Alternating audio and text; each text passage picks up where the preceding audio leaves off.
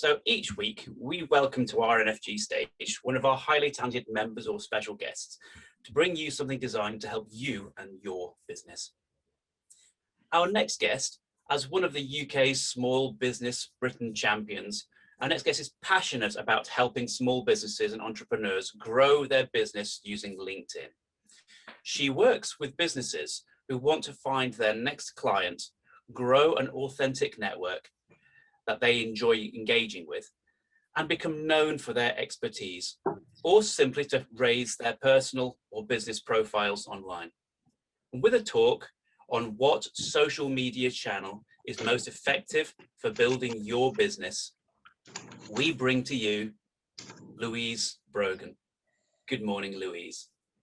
And so thank you so much, Richard, for the intro. How can you build your business using social media channels? I want to start out with, and this is going to be the discussion point that we're going to have in our groups later, is looking at different social media channels and why do people go to them. So if you think as an individual yourself, what is your LinkedIn, what is your channel, social media channel of choice?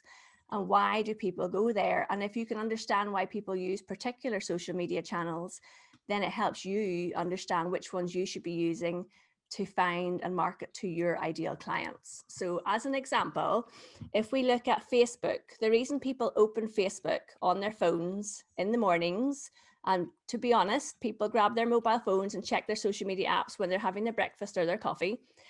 They go to Facebook to connect with friends and family. So Facebook is all about friends, family, and community. So that's why someone goes there. So if you're trying to market to your audience on Facebook, you've got to try and create content that fits in with how someone connects with their friends, family, or community. Why does somebody open Instagram? Instagram is all about inspiration, daily dose of positivity, inspiration, whether you're working in helping people with financial wealth, whether you're helping people with their nutrition, whether you are a coach or consultant.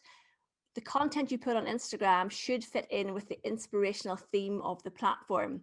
So that's very different to the content that you share on Facebook, which is about creating a community around your business or brand.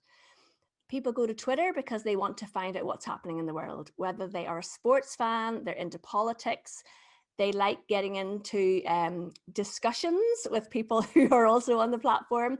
But it's where people go when they want to find out exactly what's happening faster than anything else, whether it's about football transfers or the news or the pandemic or the rollout of the vaccinations. Twitter's where you find out things the fastest. So people go to Twitter for fast information gathering. It's also a brilliant place to connect with journalists, by the way, and get yourself featured in national media, if that's something you're interested in. I send me a message afterwards and I can explain a bit more about that. But LinkedIn is where I spend most of my time, and I am actually a LinkedIn trainer, although I was asked to speak about social media today, so I'm talking about all the different platforms. But LinkedIn is where people go, as we know, to network with other businesses. So it's B2B networking. It's also a brilliant platform if you are B2C. I have a fantastic example. A local client of mine, Jacqueline Rooney, is an artist. And since she started using LinkedIn, her business has grown by 10 times in 1 year during a pandemic, which is kind of phenomenal for a product-based business. So when you understand why people go to different social media platforms, it helps you understand, is this where my ideal client or customer is hanging out? You might be looking for connecting with B2B people who in their downtime could be on Facebook, but if they're on Facebook to connect with friends and family, they're not going to be interested in your messages about business, but they might connect and follow you on LinkedIn if they're also on there as well. Okay, so think about what platform you think your clients are on and what kind of messaging you put on those platforms in order to connect with those people. All right, so I like to talk about keeping things simple, which I think most people will be glad to hear. And I love a good acronym. If you're not an acronym fan, I apologize. I can come back in 7 minutes. So keeping things simple. Number one is S, setting yourself up for success. So quite often I'll say to a customer or a client, if you could grab one piece of paper and write down on that bit of paper, who are you trying to reach? What is it you're trying to sell them? Why would they be interested in your product or service? And when do you think they are online? So you need to be really strategic about this. You shouldn't be spending half your day on social media trying to have conversations with everybody and anybody. You want to really try and target down so that you're actually spending less time online and more time working with your customers and clients who are actually bringing you business as a result.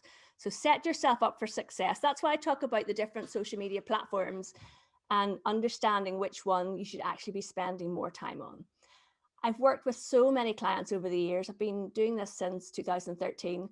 And when you say to them, who's your client? They say everybody. It's not everybody. You can't talk to everybody with the same message. And if you're trying to reach everybody, you're probably not going to reach anybody. Okay.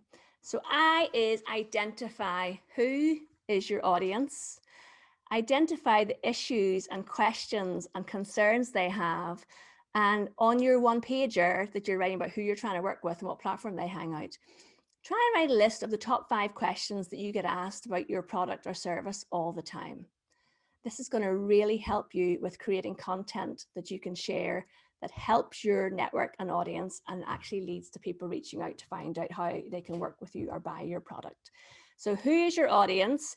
And you want to think about their demographics. You want to think about how much money do they have to spend on your service? Because there are a lot of people who want help with LinkedIn. There are a lot of people who just want free help. And there's a lot of people who have money and the time and the plan to invest in the training and support that they need. So there's different levels of people that, you know, in my intro part, I said in the 60 seconds, you know, I have so much free content on my blog, my podcast, and my YouTube channel. And for some people, that's all they'll need from me. So think about your audience and what they actually want to know about, which will help you with your message. So we're on the M. What is your message? What are you trying to say? And have you got a brand voice? I am sure there are branding experts in this group who can help you develop your brand voice. But if I see a blog post from you, it should look familiar to me because you should be using the same colors, fonts, formats. I should get to know your company's voice. And if you have a team, the team should understand what the brand is. What do we represent? Are we approachable and friendly? Are we super professional? And what kind of brand do you have? And reflect that in your messaging online. P is for purpose. So why are you actually using social media?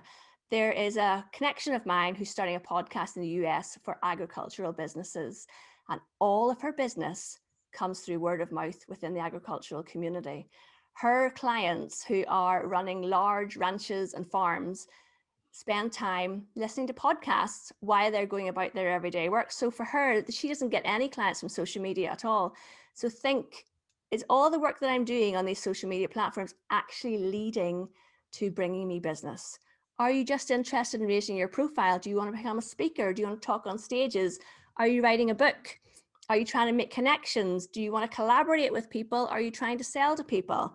So think about the purpose, and when look at the end of the month, say all that work I did, all that time I spent on that social media platform, did it actually lead me to earn money in my business?